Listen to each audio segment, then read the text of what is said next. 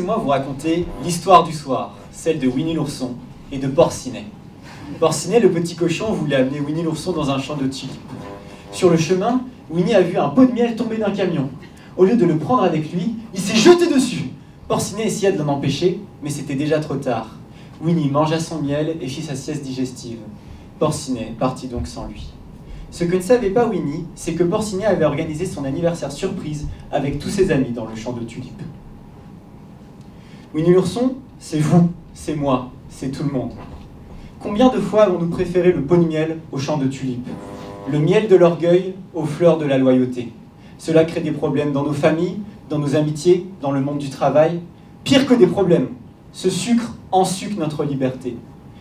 Alors qu'en aimant sans calcul, on peut faire des découvertes qui n'ont pas de prix, et ce n'est pas seulement la beauté. Dans son livre « C'est loyauté qui nous libère », Catherine Ducommun-Nagui, une des références françaises en thérapie familiale, nous enseigne que nous avons une calculette interne qui nous fournit à la seconde l'état de nos comptes relationnels. Friands d'optimisation fiscale, nous cherchons à enrichir nos comptes par un amour calculateur, mais nous calculons mal. Laissez-moi vous partager une manière d'optimiser qui a contribué au succès de l'intelligence artificielle. Schématiquement, si nous représentons notre situation sur l'axe des abscisses et notre bien-être sur l'axe des ordonnées, et que l'on tente d'optimiser en partant de la gauche, nous nous retrouverons rapidement bloqués en ce point pot de miel. Car à partir de là, tout effort pour changer de situation réduit notre bien-être. Malheureusement, l'apogée de notre potentiel bien-être se trouve au point tulipe, mais ça nous ne le savons pas, et donc par précaution, nous ne changeons pas. Cependant, si on décide par amour de considérer l'intérêt des autres comme ceux de Porcinet, le graphe de notre potentiel bien-être se transforme. Et nous ne sommes plus bloqués et nous nous dirigeons naturellement vers le potentiel bien-être. Un peu avant le Covid, dans une soirée de mon église, j'ai rencontré un garçon qui s'appelait Thibaut. Je lui ai dit « Salut, ça va ?» Il m'a dit « Non, ça ne va pas ». D'un seul coup, l'odeur du miel m'a attiré à discuter avec d'autres personnes, mais j'ai choisi de prendre du temps pour discuter avec lui, l'encourager, jouer au pseudo-psychologue et prier pour lui.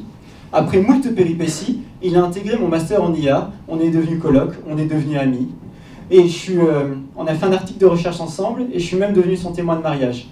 Mais le meilleur dans cette histoire, ce ne sont pas les résultats scientifiques. C'est qu'après que Thibaut se soit rétabli, c'est moi qui n'allais pas bien et c'est lui qui m'a vraiment aidé à guérir de mon orgueil mal placé. D'ailleurs, il y a encore du travail, Thibaut. Et puis c'est ma femme qui a pris le relais. Faire des découvertes qui n'ont pas de prix en aimant sans calcul, je vous l'ai montré avec Winnie l'ourson, des principes mathématiques et de thérapie familiale, ainsi qu'avec cette histoire qui vous montre que même en aimant quelqu'un qui ne va pas bien et qui vous ramène à votre impuissance, vous pouvez faire des découvertes au-delà de toute espérance. Merci à vous.